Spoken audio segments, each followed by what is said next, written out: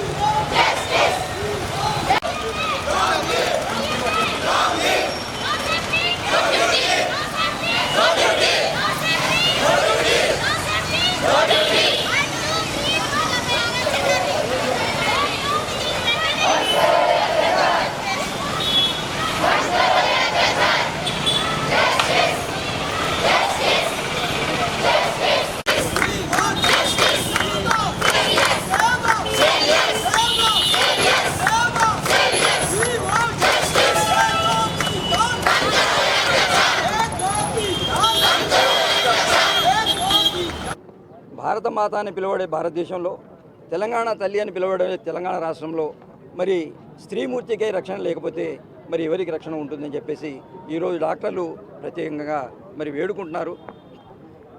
ఈరోజు గత 7వ తారీఖు నాడు జరిగింది కలకట్టాలో ఒక వైద్య విద్యార్థిని మీద అఘాయిత్యం జరగడమే కాకుండా చంపేయడం జరిగింది. మరి ఆ తర్వాత ఎన్ని విధాల న్యాయం చేయాలని చెప్పేసి కోరుకున్నా కూడా న్యాయం అంటూ జరుగుతలేదు.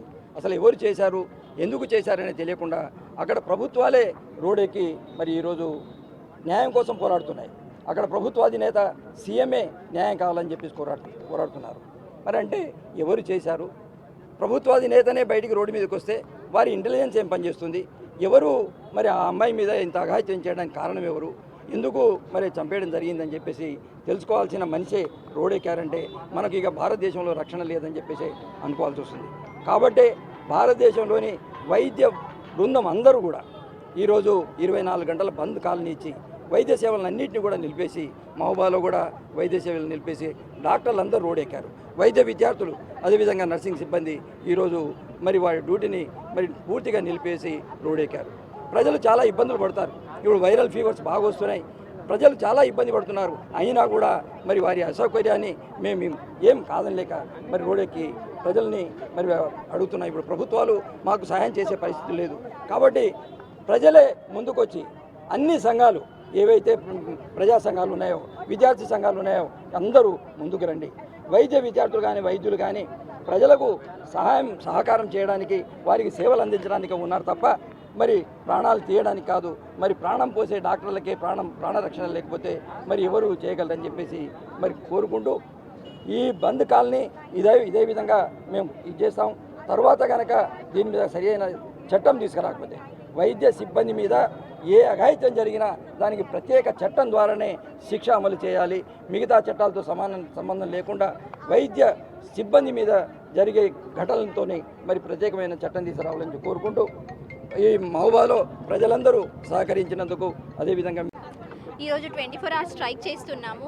ఆల్ ఓవర్ ఇండియా జూడా పిలుపు మేరకు ప్రతి ఒక్క మెడికల్ కాలేజ్ కాలేజ్ నుంచి హాస్పిటల్ నుంచి మేము ఈ స్ట్రైక్ చేయడం జరుగుతుంది.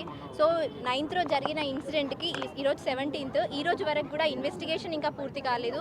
అండ్ ఇంకా కల్ప్రిట్స్ని కూడా పట్టుకోలేదు. అసలు ఏం చేస్తుంది గవర్నమెంట్? ఒక డాక్టర్కి రక్షణ లేకపోతే నార్మల్ పీపుల్కి ఇంకెక్కడ రక్షణ ఉంటుంది? ఒక అమ్మాయి సేఫ్గా బయటకు వెళ్ళాలంటే నార్మల్గానే భయపడుతుంటుంది. ఇలాంటి ఇన్సిడెంట్స్ జరిగిన తర్వాత ఇంకెవరు వెళ్ళగలుగుతారు? ఒక డాక్టర్కి తన హాస్పిటల్లో సెక్యూరిటీ లేకపోతే బయట ఉన్న వాళ్ళకు కూడా సెక్యూరిటీ ఉండదు.